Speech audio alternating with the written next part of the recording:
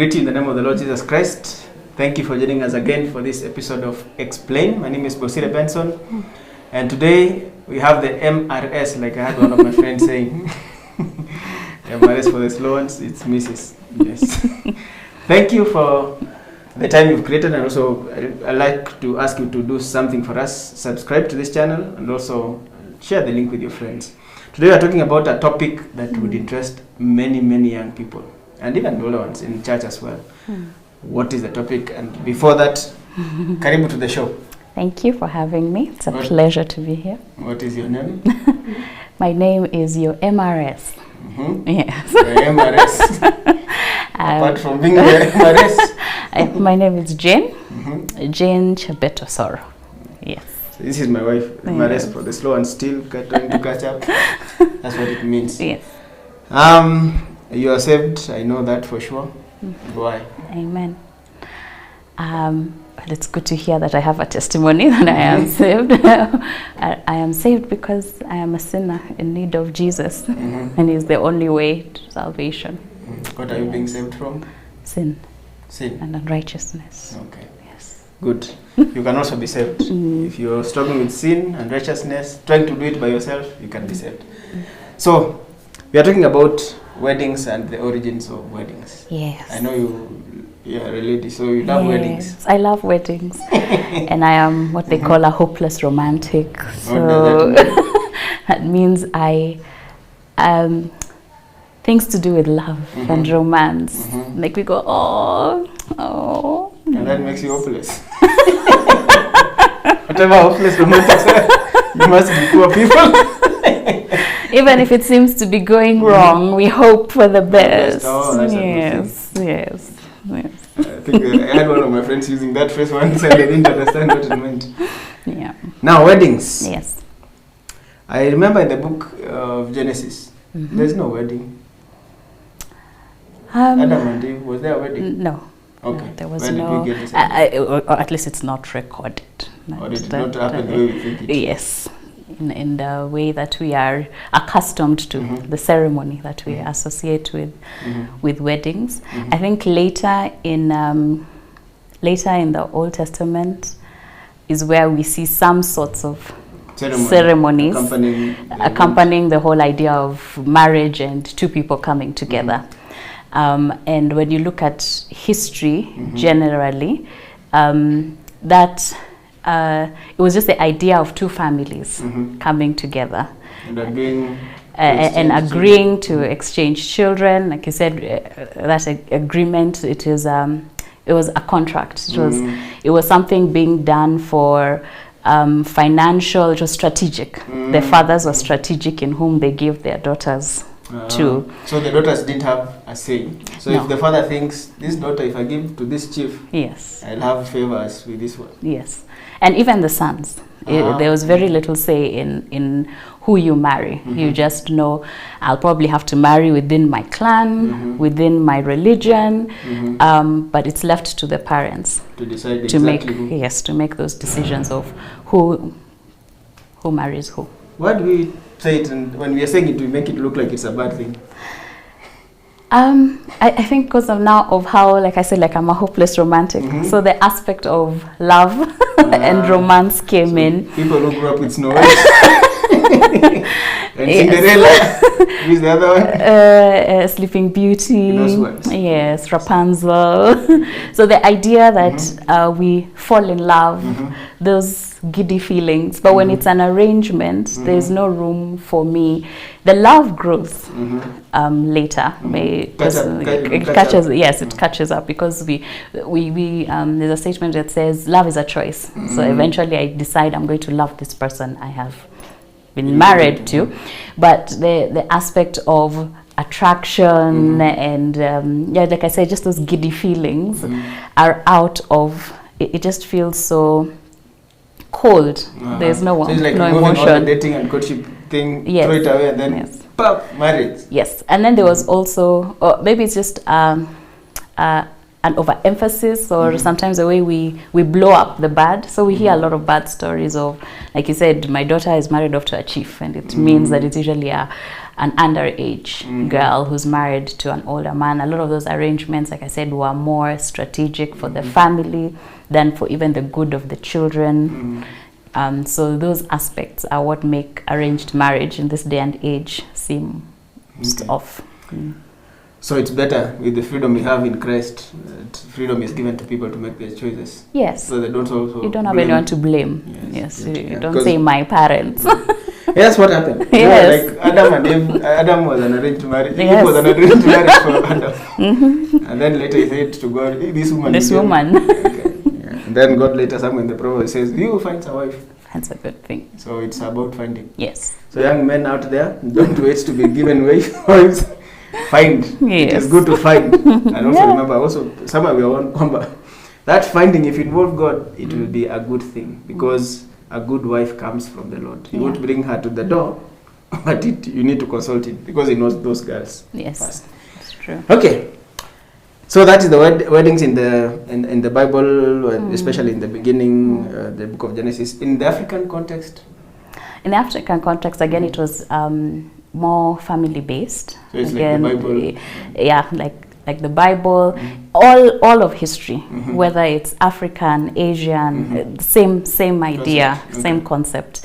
Family agreement, family things, and then ceremonies around that now vary according to region and whatever has been acquired through culture.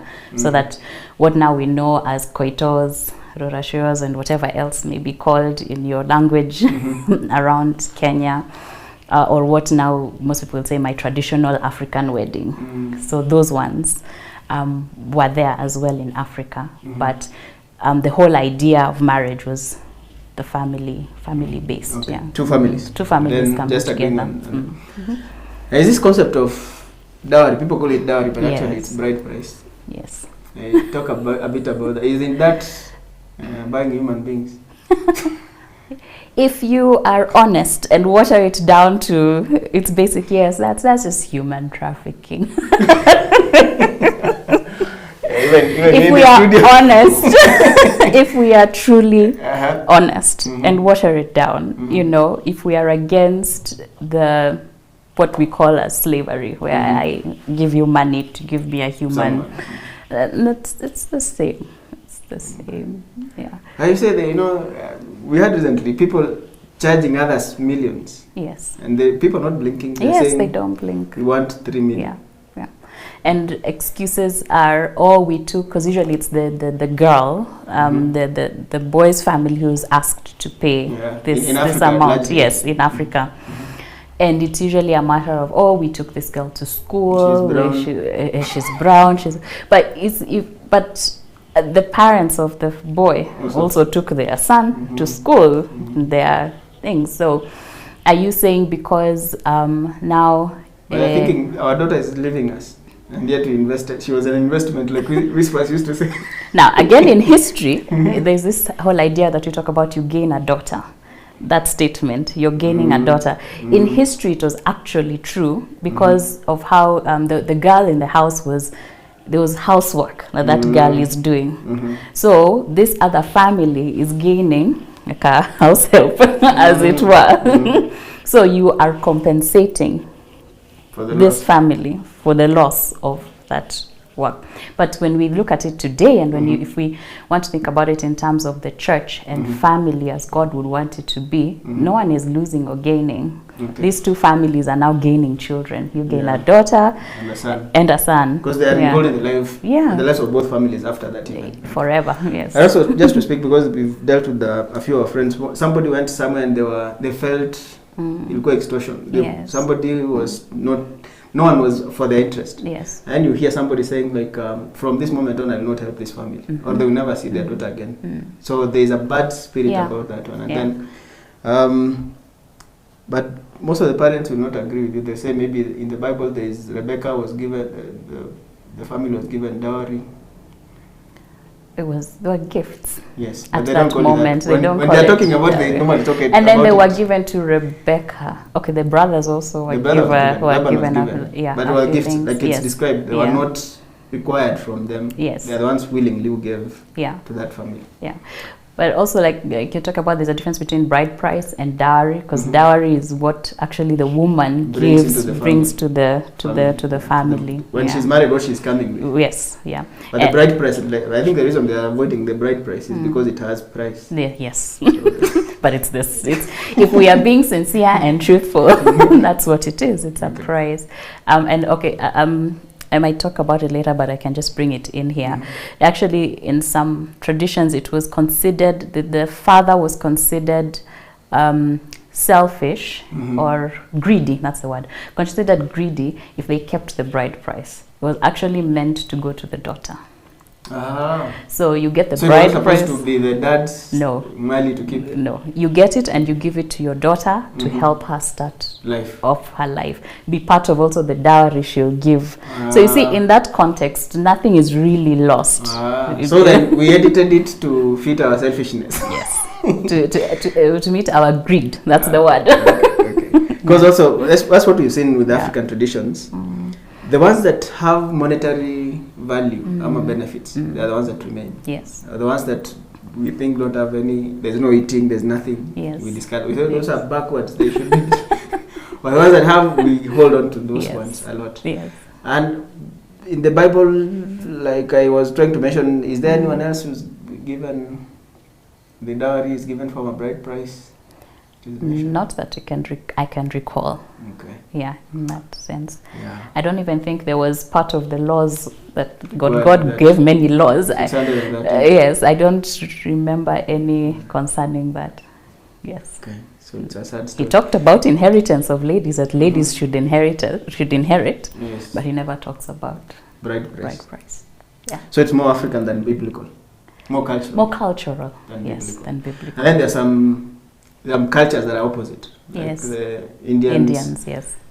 The man is the one who takes something, and then it's strange because sometimes the way we are so attached to our cultures. Yeah. I would like to see one of our very cultural people go and marry a lady from India and see how the shock would be. And there are parents who are doing this kind of thing, who are Christians, and they try to live up to what the Bible says. I remember your dad, my father-in-law, he expressly said, he's a Christian, and he upheld his biblical conviction in a very, in a place where he could have gained financially. The Bible took precedence. And then he's not the only one. We know our friends who gave gifts to the family. They were not dowry, they were not asked specifically what to bring. And there's an elderly man also in town here who expressly normally tells, if he goes for negotiation, sells the other family, we are not selling people or not buying anyone, so don't expect dowry or anything like that from us. So there are people who are taking the stand, and then I'd like also maybe to mention, in this generation we should be the ones who bring that to an end, because both children are of value and there's no one being lost anywhere. Yes. But there are ladies also who say that, if he just takes me that way, he won't value me. Yeah. What can you say about that? You're pegging your value on finances, on money. Like, again, you are, like I said, you are now doing the very thing, like we said, we were talking about trading, slavery. You are now acquiring that for yourself. Giving yourself a financial value, which is not even possible. Which is not there. So that's not, it's not a marker of love. Can pay millions and still he wouldn't value you or respect you. Examples out here sometimes. Okay, so that's dowry, and I know some parents' hearts have been broken. That is the Bible. If you're a Christian especially, please make sure that you do what is biblical. And fine, just research for yourself and see what the Bible says about that. Now we come to the point of weddings. Yes. Weddings. I think that one is in the Bible. The first miracle Jesus did was in a wedding. Yes. Yeah. So it looks like there is, in the New Testament at least, yes, there's a wedding that we can talk about. Can you explain this kind of wedding that Jesus went to? What was it like, the Jewish one? Well, it was Jewish. I haven't studied much on Jewish weddings, but I know they probably had a huppah. A huppah is that what we'll call nowadays a pagoa. It's a tent made out of wood, and and then Cloth. fabric on top, and then you decorate it. Wow. And that was now for the bride and the groom. It was probably done at one of the homes. It was probably in the evening. There was wine. Wine like juice? No. There was wine. Like chamdo. No, that's 0% alcohol. This had a percentage of alcohol. Okay. Now, yeah, but so anyway, what Christ turned into wine, the water, yes. the wine that he turned it into, yes, was not juice. No, it was not juice. Okay, let's stop it. we are not going into another explain. Yes. So for now, just the wedding. Yeah. So Jesus is invited to the wedding with the family because the mother is there. Yeah. And this guy, the wedding planner, I think they had a manager. So what is it called? Master of ceremony. Master of the probably master ceremonies now, but yes, you use somebody that was in charge of the wedding on behalf of the bride and the groom. Yes. So this didn't start. It didn't start now. Okay. It's not a modern idea. But also, it looked like many young people getting married. These guys were not prepared. Yeah. Because the wine ran out when it was needed. When it was needed, yes. They hadn't thought of everything. Jesus didn't rebuke them. No. He didn't tell them no. He stepped in. He stepped in and sorted the issue.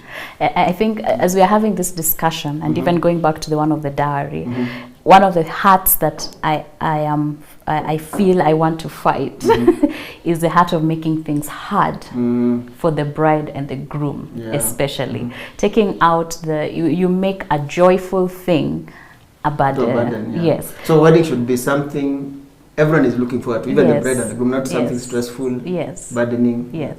When you take out the love, because that's the basic aspect, when you cease to have love for this couple and you start putting on these little things that are burdening them, that is what. So Christ in his reaction was, how can I make this day better for them? I don't tell him, no, he didn't begin a sermon. Wine leads to drunkenness and then you should have had enough. Yes, or you should have had enough. You people do not plan yourselves. Why didn't you ask God? You're talking like one of our people. So instead he thought to himself, how can I make this day better? Wacha hata niwafunike embarrassment. Make it even better. You know, like the comment was, you saved the best wine for last. You know, so making their ceremony even better. And even making their ceremony unique. By, you see, sometimes we say, tunafanyanga vitu hivi. Kwa hii kanisa yetu. Kwa hii kanisa yetu tunafanyanga vitu hivi. But you see, he's brought a different aspect to the ceremony. They say, oh, you left. Hey, we went to so-and-so's wedding. Then they brought the best wine after. So, don't make yours like that and copy paste. No. We should be like Jesus also, in the sense of,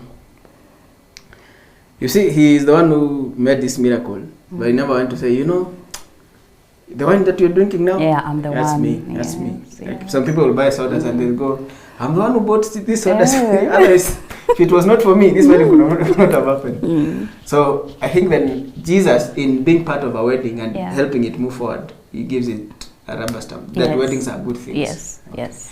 And now, what is a wedding basically? If you were to reduce it to the basic elements. Bare minimum. If you were to reduce a wedding to the bare minimum, it's the point. Now, if we talk about in the church context, body of Christ, believers, the bare minimum is that point where you are prayed for by the pastors and dedicated to the Lord. Okay.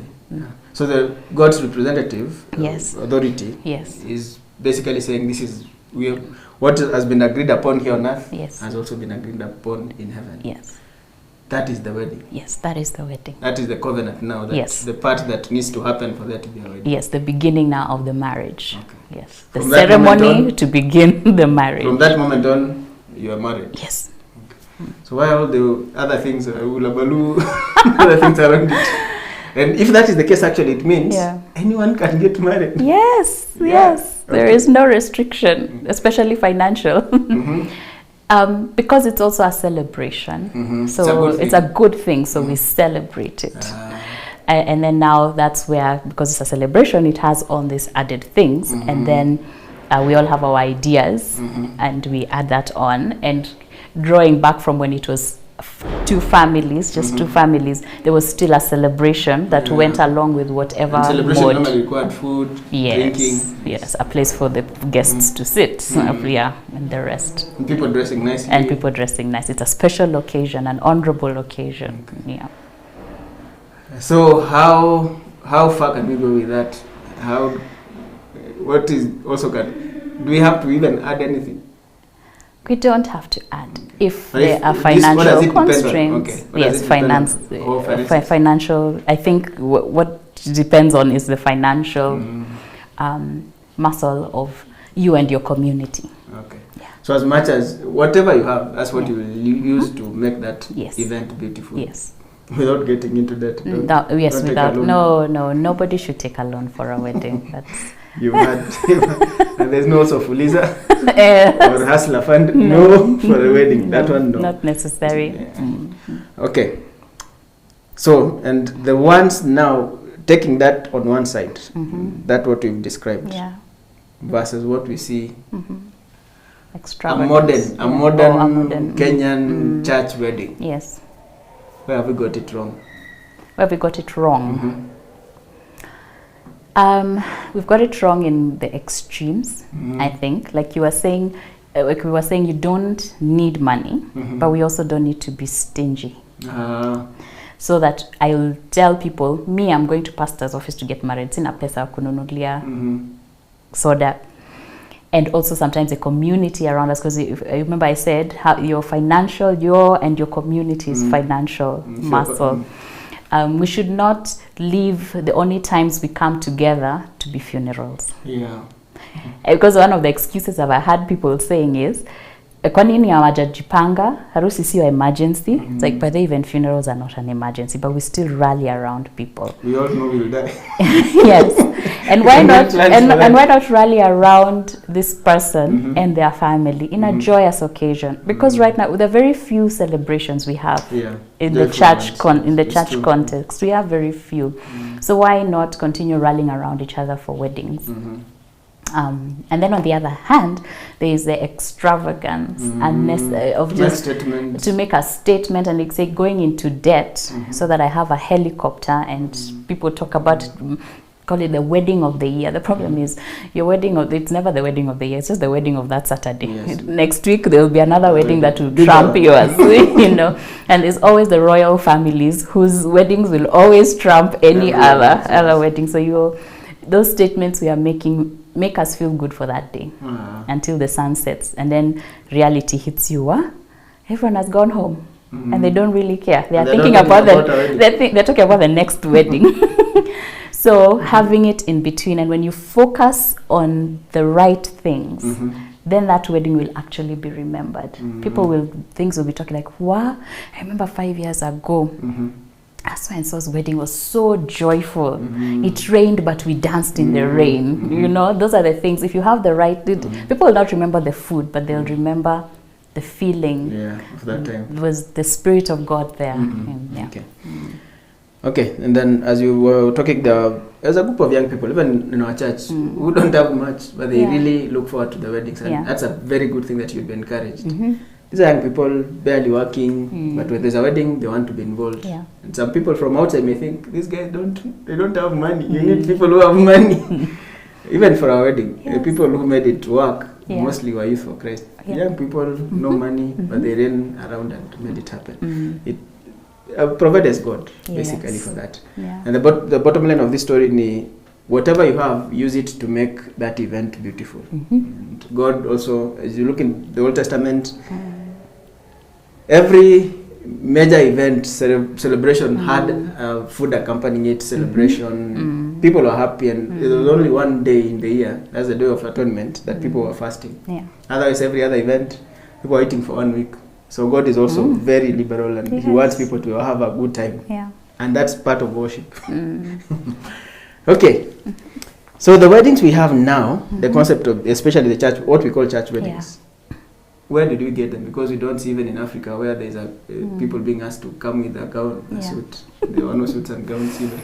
So not only do we call them church weddings, I think one of the other things I want to debunk is calling it a Christian wedding. And it's big, you know, you must have a Christian wedding. Otherwise it doesn't count. Yeah. So a quick caveat, a quick insert here. I work for a ministry called Ruby's Magazine. We publish magazines online, and we have an article on this coming in our next magazine. You can find us online. One of the things I said is there's no such thing as a Christian wedding, just as there's no Christian school or a Christian dog. It's the two individuals who are born again, and those are the ones who are Christian. So the ceremony itself, there's no such thing as Christian. It's two believers Christians getting married. Yes, two believers getting married. But yeah, so what we have right now, the white gown, walking down the aisle, the longer the better. Most of it is Western. From a bit further and a bit northern. Yes, Western world, and in particular Europe and the UK. And I guess it's more because the people who colonized us, the missionaries, they brought with them their kind of ceremonies. Because they're the ones who brought Christianity to larger Africa. They also came with their traditions and cultures. Yeah, so they didn't tell us, no, this is ours. This is the Bible. No, they brought them together. They equated the two. So when I was preparing this, I was actually thinking, had we been, had the missionaries come from maybe the East, maybe our wedding traditions would have looked more Eastern. Indian or Russian or yes, Chinese. Or Chinese in nature. But this is, so the ceremonies that we have date back to Europe, and some of them even the Victoria, especially the Victorian era. So Queen Victoria. Queen, yeah. There was a queen, grandmother of Queen Elizabeth. Yes, yeah. So they date back to then, but even further back to ancient Rome. A lot of pagan Rome. Yes, pagan Rome. A lot. When I started researching this, my mind had stopped at Victorian age, but actually a lot of the things that we have go back to pagan Roman practices, wedding practices. Okay, let's go see if we can. Yes, let's look at a few. Let's begin with that one. The white gown. The white gown. So the white gown in particular. Must it be white? Yes, the first. Yes, that's yeah. So Queen Victoria was the first bride to wear a white gown. It wasn't actually white, it was champagne. So that's off-white. Okay. It's an off-white color. Dirty white. Yes. Okay. And she wore that because she felt it goes well with her complexion. And there was a lace that she had that she felt this color matches. What is a lace for the men? Okay, I'll use that word, net. Oh, yes, like the mosquito one, now different. But prettier. Yes. But it wasn't the veil, it was just the lace that she had, I think, to overlay her dress. That was. So there's a dress inside and then the net covers. Yeah. So she felt it was basically a fashion choice. I feel nothing informed her apart from just my complaint. It looks nice on me. Yes. Okay. Before that, wedding gowns were actually colorful. And the richer you are, the more colorful your dress and more elaborate. So the poorer you are, you may have worn a more simpler, plain colored dress. But it wasn't that it was white. That's where it started. But before that, they were colorful dresses. And even when you look at, because the Eastern cultures have held more to their original cultures, you can still see Indians and Chinese, they wear red. Yeah. They wear more for their weddings, and that is because it's a symbol of prosperity. For them, those colors mean that. Yes. Okay. So this Queen Victoria, she's worn that white. Yeah. What was the groom wearing? I have no idea. I'm guessing it's the suit. Yes, he was wearing probably a suit matching the times, most likely black, black with a white something on the inside. Yes. Again, a lot of these traditions fall more on the bride. for some reason. And they're the ones who normally would dress the husband. Yes. The groom, so we are innocent. But as in generally, even just wedding, whatever goes around a wedding ceremony, a lot of it seems to fall on the bride. Yes. And then it became fashion. Because Queen Victoria was influential. So now after that, it was just a transformation of the style of the dress itself in line with whatever was fashionable in that season throughout. But now it remained white. Central to that. And also, I'm guessing yes. if it was a video or a photography, it was invented by that time. It looked white. Yeah. There was no color. Yeah. So probably people are thinking she's wearing white. Then white became the thing. It became the thing. Okay. Some people also talk about it being a symbol of purity. That's what I've heard in church. However, when you look at history, actually the color of purity was blue. It varied some places. Some places it was white. Some places it was, but it was blue. So that there's a rhyme that says. Something blue, something borrowed, something white that goes along with weddings. So that was where the something blue came about, a sign of purity. Yeah. Okay, so it's not just white that was supposed to mean pure. No. Blue. Yeah. Okay, that's the gown. That's the gown. The rings. The rings. So the rings. Let me tell you what they say in church first before. You see, this ring is round. It does not have an end. That's what you want your love to be, without an end. Yes.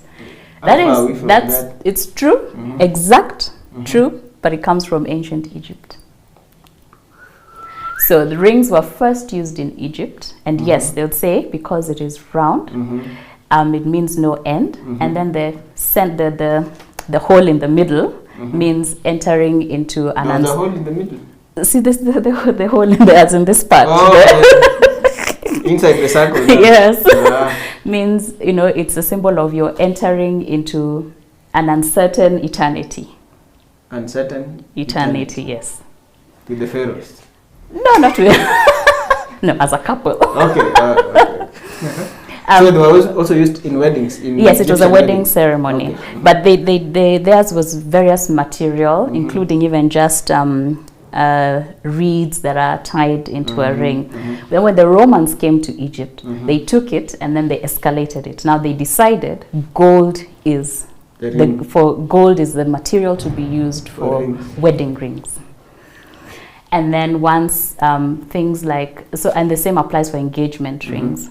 Once also colonization happened and more minerals were found, like South Africa, they found diamonds. And that's when now you started having diamonds. Tanzanites. Yeah, you start having diamonds in your rings and things like that. Okay.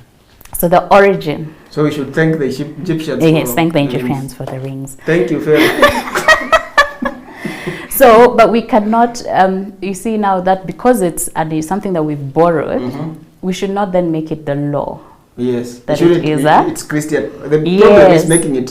You make it feel like it's biblical. Now, historically, how it became a church thing. Yes. It's the Catholic Church. Hopefully, we'll come and talk a bit again about the ceremonies and how they came into church.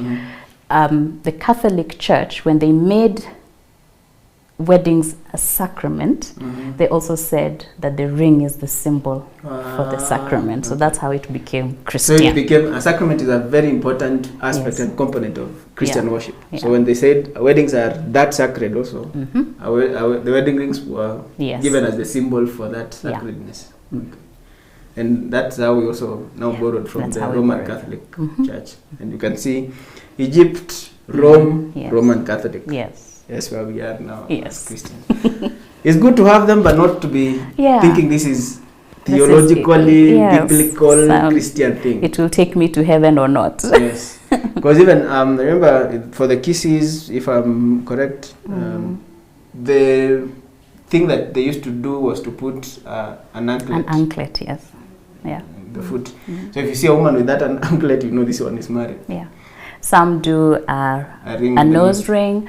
There's the Indians who do the binding of the hands, and I think also the Jews, if I'm not wrong, the priest or whoever the religious leader is, binds your hands with a cloth, but then there's nothing else after that. You don't have something to go with. Yes, yes. So those are the rings. Mm. Now the ceremony itself, and we see the ones that, especially for us here in Kenya, Yeah. There's groomsmen, bridesmaids, and a party. Sometimes those can be 100, 200 in some weddings. The children, there are also children there. Yes. Page boys, I don't even know what that means. They are small Flower girls, girls, flower yeah. girls, yes. Yeah. Help me understand where they came from. So, the bridesmaids and the groomsmen, going back again to pagan Rome. First of all, like nowadays, in modern weddings, you're told that you should not wear white. That is competition with the bride. Okay, Yes. Nowadays we don't really care, but you're not supposed to, as a guest, you're not supposed to wear white. That's competition. Even attending the wedding. Yes, you should. That's competition. So even her girls usually wear a different color. But now in pagan Rome, the bridesmaids and the groomsmen were to wear the exact same outfit, not even color, outfit as the design everything, because to confuse the spirits, so that when the spirits are coming to do whatever that is wrong, they get confused as to who the woman and the man of the day are. Confuse the enemy. Confuse the enemy. Alright, so somebody is getting married. Yes. A lady. She has ladies who want to support her. Yes. Bridesmaids. So they dress exactly like her because they believe there will be spirits who would want to do harm. Yes. And so the way we can confuse them, these spirits don't know how human beings are different. Let's wear the same color. And so they will not know this is the bride. Yes. If they go, they can attack one and they think it's the one that's not. That's not the one. Also for the men. Also for the men. And then also in bride capturing cultures, where you'd go and you steal a bride. Yes, from the water point. Or yes, in Africa it used to be from the water point. So in bride capturing cultures, the groomsmen were to help you in that process, or to also protect you during the wedding ceremony, so that my brothers wasikuje take back their girl. So they're like guards. Security in case these guys come for their girl. Yes, but mainly it was that one of confusing the spirits. And we call that Christian. Nowadays you're just told, make sure your team has very prayerful women. But it's not necessary. You don't even have to have them. You can still have a wedding and a very blessed and successful marriage without having a life. But what you're saying is, these things may be good, but they should not be mandatory for a wedding. Or made biblical, to sound like it's a biblical thing, yes. Trying to put the weight of the Bible behind these things, that would be bad. Yeah. And then the small children. The small children, I'm not sure about the page boys, but what I'm sure about the flower girls, of course, they are walking in front of the flower girl in particular, dropping the flowers. It was a sign of purity in some cultures, the small girl, a symbol of how she's grown up. She was a small girl, now she's. Yes. Yeah. The flowers again was a thing of a lot of weddings also used wheat products, wheat flour, which was a sign of fertility. So sometimes this girl would be throwing rice or wheat, again signs of fertility. The flowers blessing this family, warding off against spirits who would come wanting to affect the fertility of said bride. So appeasing maybe the god of fertility. Yes. Okay. Yes. So we are engaging our little girls in insane things if we think about it that way. No. Okay, we are actually, if you are getting married next, just start to do it. Okay. So, but that was the origin. It's good to know. So that when you're doing it, also you know whether your conscience is clear or not. Okay. So the ceremony itself, when the man has to come first, or they're in church, the lady comes in, there's music, walking down the aisle. Walking down the aisle. this one goes back to when it was a family thing. Mm-hmm. You are your father's possession. Mm-hmm. So the father walking down, the girl Property. down there Mm-hmm. is handing over the property. It is that transaction, handing over property to the other. Where's my cow? Yes. We paid you? Yes, yeah. Handing over the property to the Okay. other family. Yes. Yeah. Okay. And the music, of course, Yes. spiritual things. Yeah. Music was part of that one. And Yeah. then But the interesting thing, if I can talk about this now, how the wedding ceremony came to the church. Because Yes. we've said a lot that it was a family affair. Mm-hmm. So So between two families. it was between two families. Then now when the in 1164, Mm-hmm. when the Catholic Church made it a sacrament, Mm-hmm. it started moving from wherever the family had chosen to the church, pole pole. Mm-hmm. It started first by a priest would come to wherever the ceremony is happening and give his blessing. Mm-hmm. And then it started moving. It came like, okay, come, it will be done in the compound of the church. And then it moved now to the steps The church. of the church. The couple stands on the steps of the church. The priest comes out, gives his blessing. And then now finally it moved To the right pulpit. to where we make it what I have heard. No, you must have your wedding at church on the altar Holy of Holies. for it to be blessed. Yes. So, if you this is what the understanding is. If your wedding didn't happen in a normal pulpit area, Yes. then it's not It is blessed. not blessed. There's no principle to back that one up, No. and you can see where this is coming from. Yeah. And sometimes we think we are not like the Catholic Church, but as you can see, we are very, very much like them. So much so that we reflect that in our weddings, our very most important events. Yeah. And so the blessing part is what drew people into the church and the Yes, pulpit. yes. And people basically feeling like, yeah, if I do it here, it will be Yeah. most blessed. Yeah. kind of thing. Also, that speaks to the fact that when Jesus came, he said, now people worship not in a place. Yeah. You will not go into a mountain somewhere for you to meet with God. It is an everyday, everywhere thing. Yes. So the pulpit area is not holy. It's the people who step there who can make it holy or not. Yes, because in this building, we are the ones who can bring the indwelling of the presence of God. The Holy Spirit indwells Yes, people. in us, No, it not doesn't in indwell not in buildings. stone. Which is hard for some people to understand. Yeah. Actually, one of our churches was, I think, a doghouse. And Yes, if you it was talk, a dog if you house. talk to a Jew that you're worshiping in a place that used to be a doghouse, that will be an issue. Yeah, that's the truth. And those places, we think, if we consider places or things to be holy than people, we've made the mistakes of the Pharisees and the Sadducees.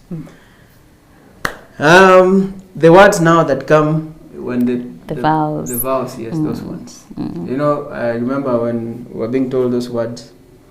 If I was asked to say these things, I would not say these things. This way, at least, Yeah. it was the pastor repeating. So repeat after me. Pastor, I've repeated after you, but I don't know what I've said.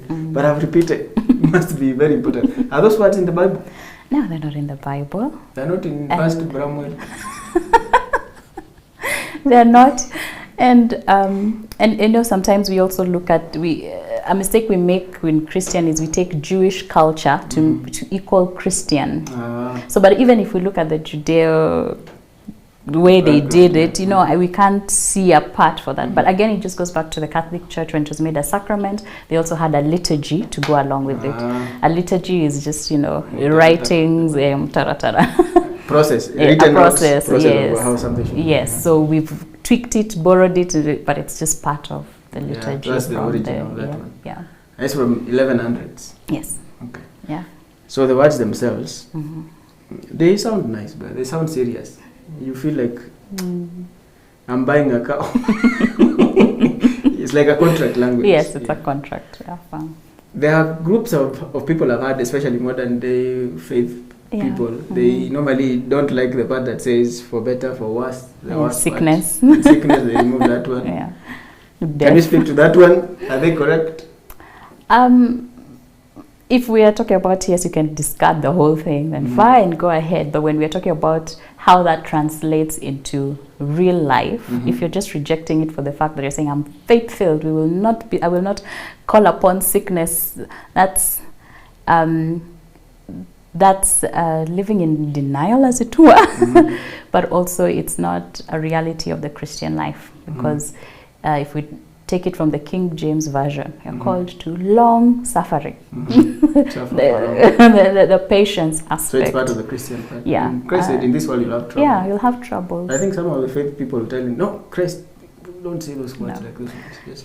He said, you will have suffering, but have courage, I have overcome the world. So that is, when we are saying those words, probably what we are saying is, we are committing to overcoming this These words together. will not change what we are agreeing to, which is a good thing. Yeah. And then those words don't have to be exactly the same for you to feel like, now these ones are the most important. Because also they've changed over time. Yeah. It's to even look for the best way to capture. And then, like, I don't know, maybe you can say, Christ said we should not swear by anything. Or by, weren't we swearing then? Those powers. Yeah. So are we disobedient? I don't know. Tell me. Mr. Bible teacher, tell me. Mine is black and white. So maybe should stop that one. We can see the intention that you want to make it, there is clarity on what you're agreeing to. Yeah. But sometimes also we should always look at, are we going against what already is expressly said in the Bible? Yeah. And sometimes we put, that would be a curse, because if we don't keep what we are saying we are keeping. Imagine you're saying for better or worse, and then the worst comes, and then you don't. Yeah. You've cursed because you actually swore before the witnesses that you say those things. Maybe also it was something that was led by fear. I'm not sure. I should actually read more about this, but I'm just thinking, having an idea right now. Maybe thinking of a way, the church says, okay, we have to think of a way of scaring these people out of divorce. Oh, you're getting the point. Because those words are, before pastor says something, he says, as you shall stand before that dreadful day. So it's a way scare the fear of God into these people. I think also, if it's a church wedding, it should be between believers who are mature enough, so that you're even sure these people, whatever happens, divorce is not part of their vocabulary. But maybe you should review. It's a good area to go and review and see. And sometimes, because it's, people may be feeling we are touching on the Bible. Actually, we are not touching anything. Yes. We're just touching There's on no verse. human cultural teachings that masquerade as the Bible, which we can actually address and talk about much more. The honeymoon part, is it also? Honeymoon, I think, is just an addition that came later, a holiday that you decide to take as a couple. So there's not much. Okay. So the Bible, the Old Testament, somebody gets married.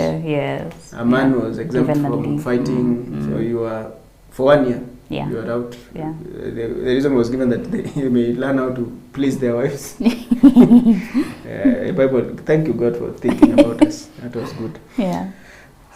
Anything else that we've not captured? Yeah. So the bridal party, going back to that a bit, there was the matron of honor, which in Kenyan weddings we have changed to matron wa toto. But her job, she was supposed to be a woman who had already been married and an upstanding woman in the society, sort of someone should probably be like the mentor for the bride. Then there is something we call a bridal shower. Yes, that one. Yes. Let me say what before I came to town. Yes. I had first about bridal shower. I was wondering, there's a special bath before they get married. There must be that. Must be whatever they're washing. That is.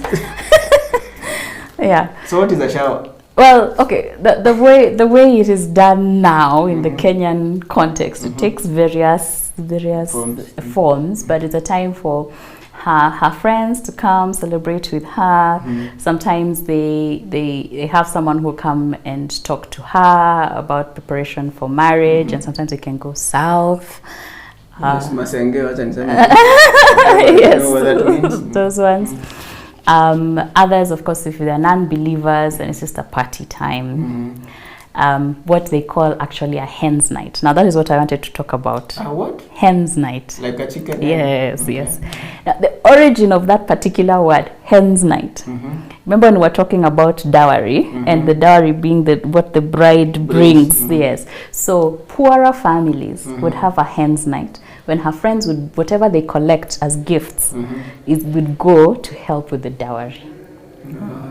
Yes. So it's just like a party, come say bye to your friend, and then whatever. You're giving her things to go and start life. Yes, they go and So some people call what we call a bridal shower, some people also call a kitchen party, where it is just this bride is getting married and we bring kitchen things for to help us start off. Yeah. Then there is, again, back to the ceremony, there's a bouquet. Yes, the flowers. The flowers. Back to Rome, when they would weave greenery, and it would have various herbs and things that were symbols, various symbols, fertility, nini, again, and warding off the spirits. Yes, they were all Those spiritual. were spiritual symbols of something. So they were mainly garlands and crowns rather than flowers. Then as they got into let me read a quote here in particular. When bridal couples would weave greenery and blooms into garlands and crowns scented with rose or orange blossoms, adding herbs to honor the gods and promote fertility and good fortune. That is from a lady called Valerie Gittelman. And then during the Middle Ages, the bouquet of flowers was partly spiritual, but also to ward off bad odor. There's no perfume. So you cover that with yes, rose. you mask bad odor with your bouquet. Then now when we got into the Elizabethan and Victorian era is when it became more for beauty. In fact, in the Elizabethan era, it was more romantic. The flowers that you chose for your bouquet had a meaning. They would convey your romantic sentiments. Okay. So the red, like a red rose or a primrose, as in every flower and color have a meaning. So you would include whatever thing you wanted to convey in your bouquet. Then after that, I just became a fashionable thing. To do. Yeah. And this thing of giving, throwing it to somebody to yes. Again, back to the superstitions. If you caught it, you're the next bride. Yes. And then they also said in the bridal party, if for example one of the bridesmaids stumbles when they're walking up the aisle, that's bad luck. If you're a bridesmaid 3 times in a row and you don't get married, that is a curse. You're cursed. No, you're not cursed, but we have some ladies behind the camera. yes, you're not.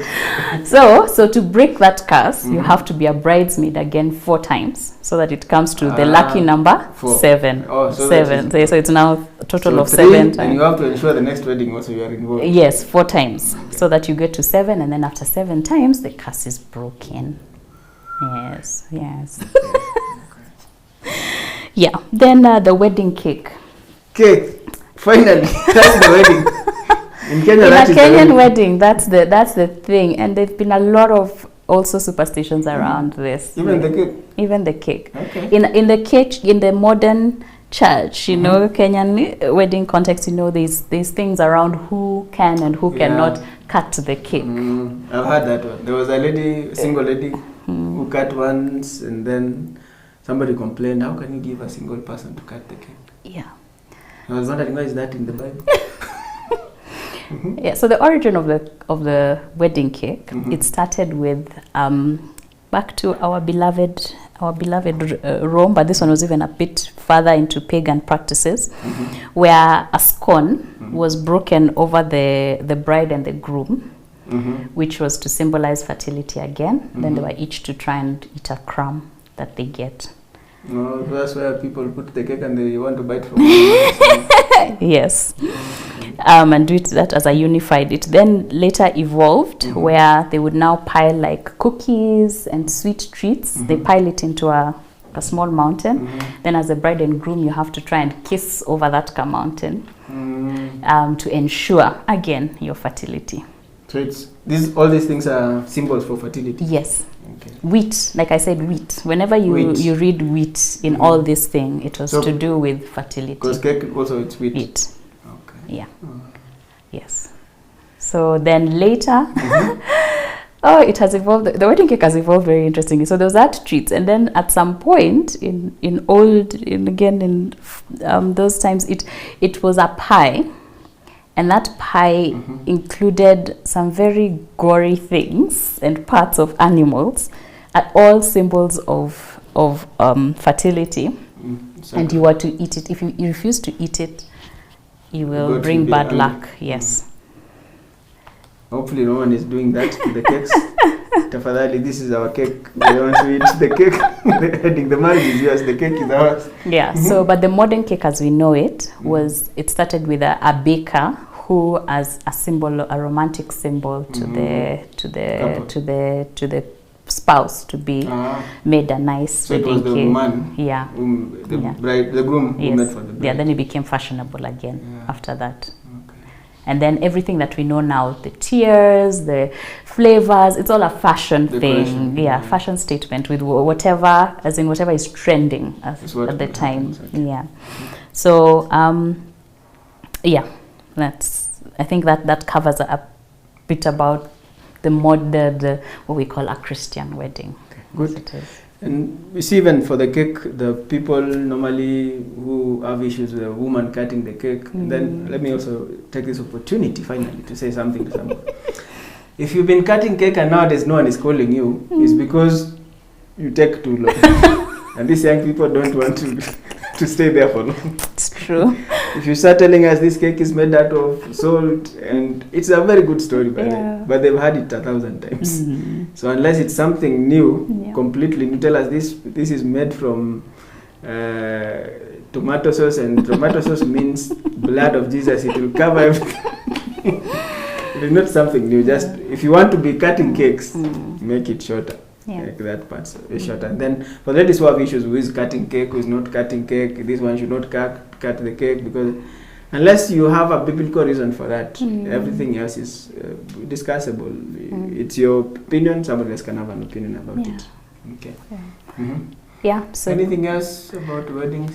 Yeah. So just generally, what I was saying, that we stop putting undue pressure. Yeah. What Peter was telling, we're making it hard for people to get married. Like people are making it hard for Gentiles to get saved. Yes, exactly. That was actually the verse I was thinking about.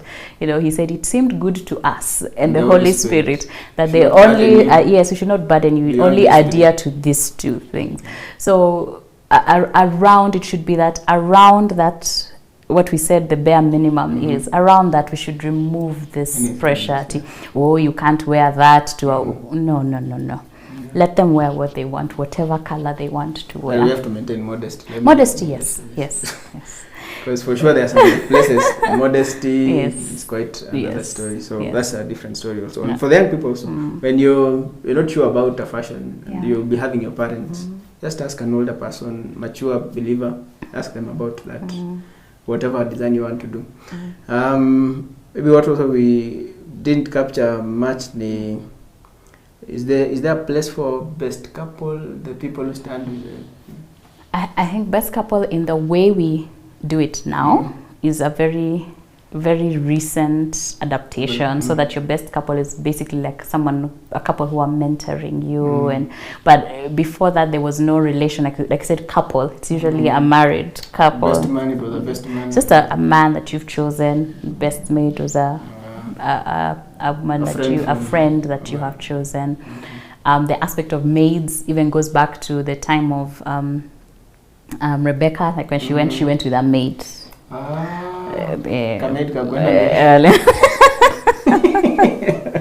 So you didn't have to look for a maid, it came with the maid. She came with the maid. Yes. That's interesting, because sometimes we fear saying the word maid. to the house helps. Yeah. But we like it when it's in a wedding. We are amazing people. Yeah. But it also means sometimes bridesmaids are bridesmaidzillas. You know, they take over. They want to be the ones to be seen. They usually say, "When you to mkono, you're there to work. It's not to." Kusimamia harusi. So you're not the person. You're not. Yes, yeah. That's the thing. Let it be. And then, but also in all these things, like if we go, like you were saying, modesty, decency, and those things. If it's a point of contention that you see is, and you are a believer as the bride and the groom, you also need to go back to the point of the weaker brethren. For the sake of the weaker brethren. Your conscience is clear about what you want to wear. Your conscience is clear about the color you've chosen or whatever it is. But because it is stumbling someone, then you say, for the sake of Christ, I will. And that is also is stumbling, reasonable stumbling. There's that one, somebody wants to find fault. You can't please everyone. There's a point at which somebody will say, why is it happening at 11? It should be at 12. Every wedding starts at 11. All that kind of things are just secondary to the main thing. Above that now, coming to what the Bible, trying to see these things in the light of what the Bible says, what would you advise the young people getting married after this video? Marriage is God ordained and it's good. And marriage itself predates ceremonies. So first of all, you've made a distinction. There's marriage and there's wedding. Yes. Okay. There are people who are married but never had a wedding. Yes. It still counts in heaven. Yes. Because Paul said, if there are two people who are not believers, one becomes a believer. Yeah. This one who is not a believer sanctifies the marriage. So the marriage is recognized before heaven. And there is no ceremony that happens. It's just that transaction, spiritual, that happens. So there is that possibility as well. The come we stay one, I think even the government is trying to make things harder. They want to protect you from future issues. So they want you to have a certificate, at least from the government. And the certificate we have normally in weddings in church, marriage is an issue that the government is interested in. So that's why the paper is presented as a government document. It's not necessarily a church document. Actually, you didn't hear us mentioning about there being a document, paper too. Because for us, we believe it's agreed here on earth, it's agreed in heaven. It's something that is recognized. Just that way. You know, some things we think have to have a lot of fanfare for them to be recognized in heaven. Even our salvation, just a simple decision, a belief in your heart and the confession. You become saved. So things may look simple here, but they have major implications in the spiritual, in heaven, if I can put it that way. So then marriage and then wedding. So you're saying marriage is a good thing, God ordained. Yes. It is of God. As we said, Jesus did rubber stamp by being part of our wedding and helping it go on. So the wedding part. Somebody out there, they want to get married, but if you ask them, they say, we don't have money. Ask the Lord, Jireh, to provide. And He will provide. And He will, and He's a good Father. Don't carry, as you're going to ask Him, don't carry the pressures, again, like we've talked about, the pressures of society and culture and church culture and your community, the pressures that may be putting whichever way. Take your heart's desire to the Lord and present it to Him, and then allow Him now to unfold that part. So don't stop at, I don't have money, and capturing in other things. Take it to God and ask Him, what is your true heart about this? Even for the couple, the people getting married, ask yourself, what is it that we really want in the wedding? Because what you're thinking you'll get by having those things is what God will provide. The joy, the peace, the enjoyment. That can only come if God is involved. And the ability to enjoy, because He says, He gives us these things to enjoy, plus the ability to, because you can have them all, and like you like saying, people will see this beautiful wedding and then ask, where was this funeral? And they're looking at the pictures. Because everyone is gloomy. There's an aspect, maybe I don't know if if you can mention it here, because the ladies have the bridal shower, the men also have come up with something. Yes. What is it It's called? called, it's different. It's called a stag night. Some people call it a stag night or a... What is a stag called? A stag is like a deer, the male deer. Oh, Yes. a bull deer. Yes. So what is a stag doing in the wedding? What is he doing in the wedding? The stag. Just the way there's a hen's party. So they There's look for a name. and then what is the other word? That the name has escaped me. The common one for men, that bridal shower ya men. You see, even the way she's referring to, it's men copying the ladies. Stop! Personally, I don't like them so, but maybe if you enjoy it. Yeah. Sadly, there are things that happen. Yeah. Even sometimes some movies have come up and you said, for the man, then that's the day to sin the most. Yes. Because you'll never... Your last night to be promiscuous. Stupid. Don't fall for the devil's tricks and those lies. And if that is what is happening in our church, please, no. Okay. Just address the issue of the dowry as we finish. Somebody will be asked for dowry. What will they do? Now like a young man Yes. that's going to be asked for dowry. I think they'll show them this video. I think sometimes we underrate the place of prayer, that you can pray and put your desires to the Lord, no matter who the other person is, but especially if the parents are believers, that you ask the Holy Spirit to go ahead of you to pave the way, and to that the people who go with you, because usually you can't just go and talk yourself, you have to go with negotiators, and also the Spirit of God will be on these people, so that a light can come in that process. Even the choosing of those people. Yes. What is informing? Are you choosing somebody because of their cultural status? Yes. Or is it Yeah. because they are The mature believers, yeah. You would rather go with a mature believer in the Lord, who can come out of there having even taught the other party the place of dowry. Well, that's also a point where people need to know. Yeah. Even the Bible does have something to say concerning this particular issue. It's not just a Sunday issue thing. Yeah. But also, one of the things I've also noticed is we become very traditional concerning weddings. And then it comes to the point where somebody has died and the same people who want to negotiate for you, they want to also have a say in how you should be buried. You should be buried sitting. And you start, no, we don't want those now. Those are traditions. No, but these other ones were traditions as well, but you didn't have that kind of thing to say. So you can hear what she's saying, walk with God. And also there's also the place of, personally, okay, maybe I'll be called kichwangomo, I have, but I am a person who stands for, I'll just say no. And I think in my parents' generation, I had many stories of couples who said, no, we're not doing this because we know what the cultural implications will mean, and it means, like you said, if we allow them to do this, when it comes to funerals, when it comes to when our children are born, wanataka kunyoa nywele and we are refusing, we are opening a door for, and they stood their ground, had their, especially the tukutenderesa age, then they said, it's fine. They had parents who refused to come for weddings, but they still got married, and they also didn't just leave it like that. They rebuilt the relationship after that. It wasn't a thing of, okay, go. But they said, we are standing for our principles, and gained respect within the family, and even had greater effect in evangelizing their families, because it was not a watered down Christianity. Yeah. And that's the truth, because sometimes the most important things in our lives, that's when Christ should be seen the most. And if he's not being seen when it matters most, then he's a Christ that people will not want to have. Yeah. If they can talk you out of that one, they say, oh, Christ, wake.